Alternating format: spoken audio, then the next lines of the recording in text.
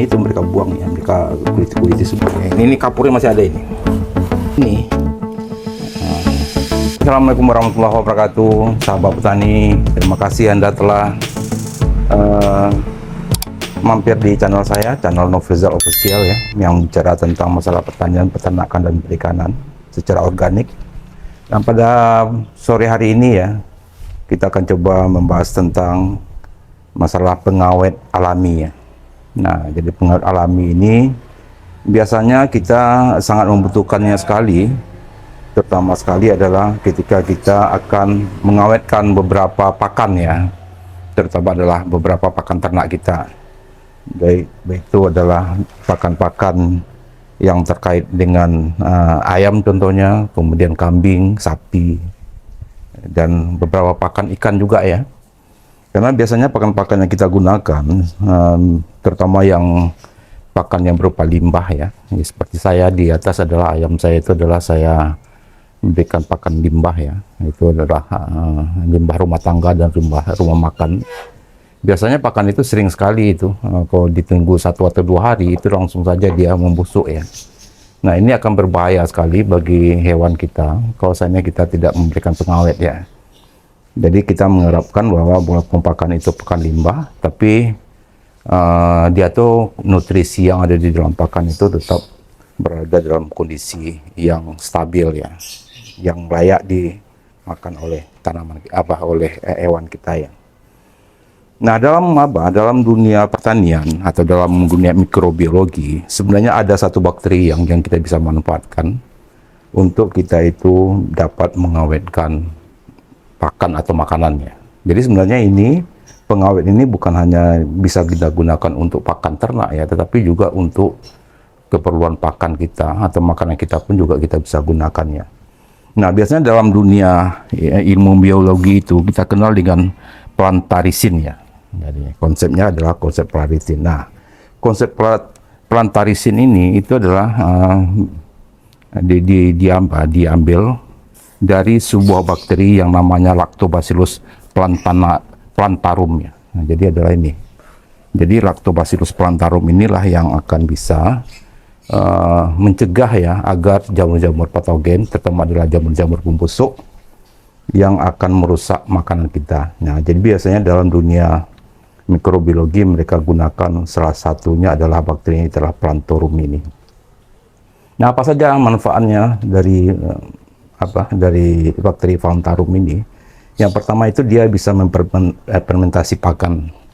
Jadi kalau seandainya mungkin pakan dari limbah kita tadi atau termasuk juga silase atau mungkin beberapa pakan sapi yang lain itu ingin kita fermentasi agar nutrisinya itu bisa meningkat, kita bisa memanfaatkan adalah bakteri ini ya, yaitu bakteri Lactobacillus plantarum ini.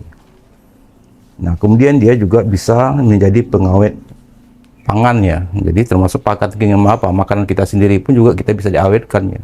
Jadi nasi kalau seandainya memang kita ingin lama jangan sampai basi, kita bisa membibiskan ini kalau seandainya kita dapatkan ini bakteri dari plantarum ini ya. Nah, kemudian dia juga bisa sebagai prebiotik ya. Nah, ini.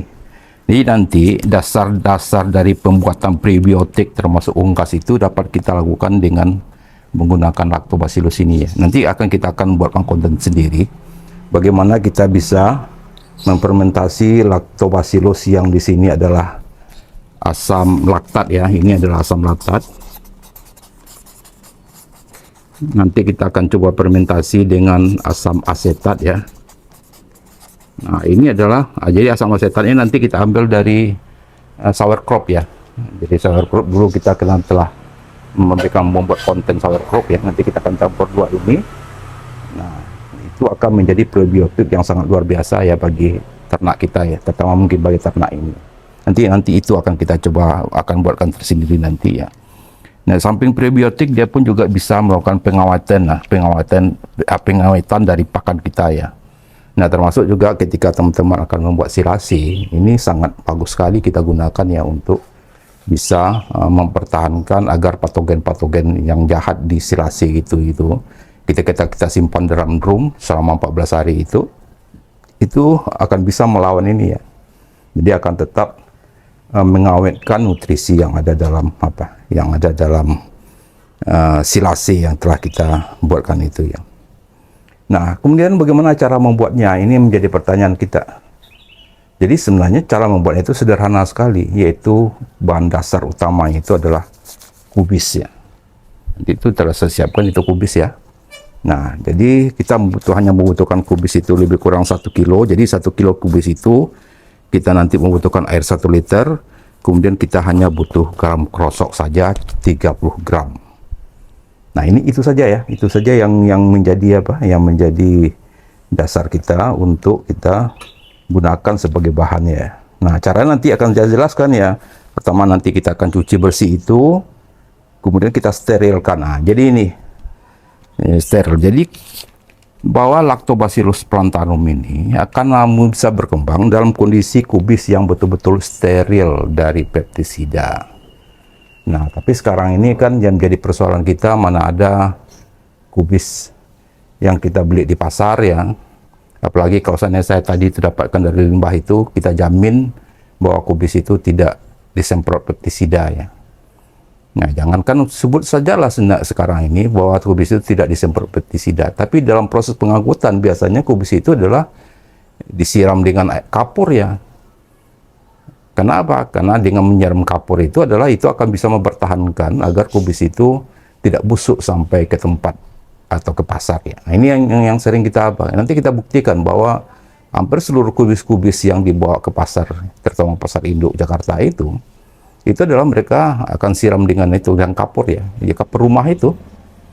Nah, ini kan kalau seandainya kita tidak betul-betul cuci dengan baik, itu akan sangat berbahaya sekali juga dalam kesehatan kita ya. Termasuk juga ini, ketika ada tersirat pestisida yang ada dalam kubis ini, maka Lactobacillus plantarum ini tidak akan hidup ya.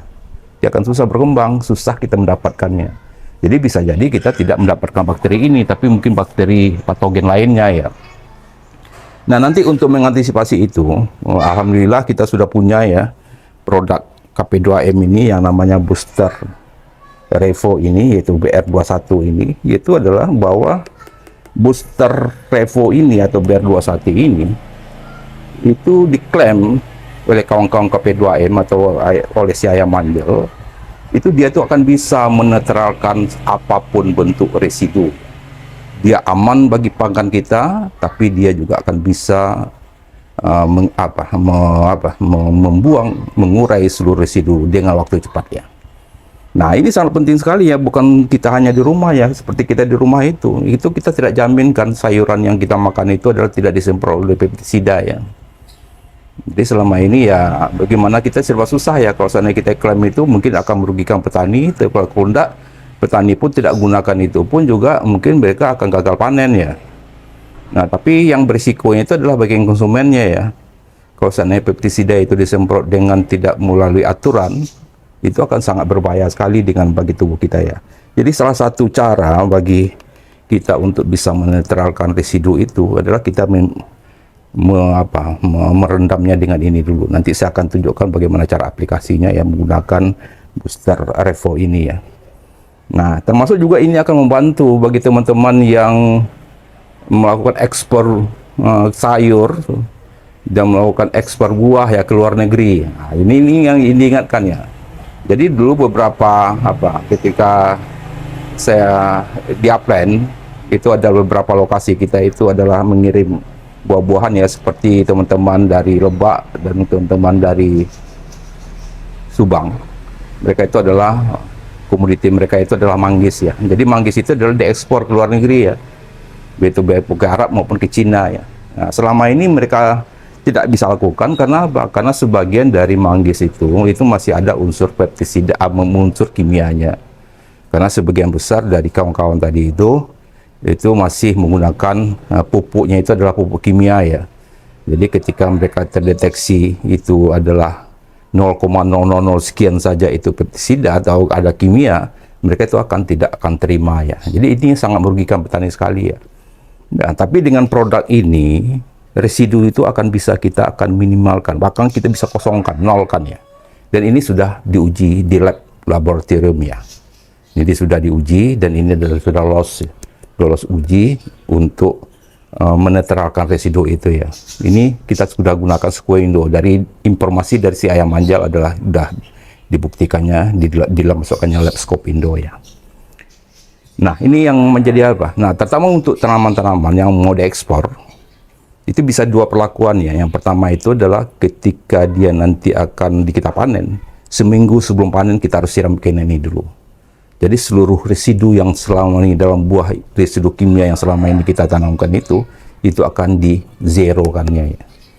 Nah, kalau seandainya sudah sempat terpanen, tapi belum kita sempat aplikasikan ini booster Revo ini, kita bisa satu lagi, itu adalah dengan membibiskannya itu di komoditinya atau buahnya. Contoh buah pisang ya, selama ini kalau pisang itu kita gunakan pestisida atau pupuk kimia, ketika pisang itu akan diekspor, kita bisa membibiskan minimal 2 jam sebelum kita panen, sebelum kita ekspor ya.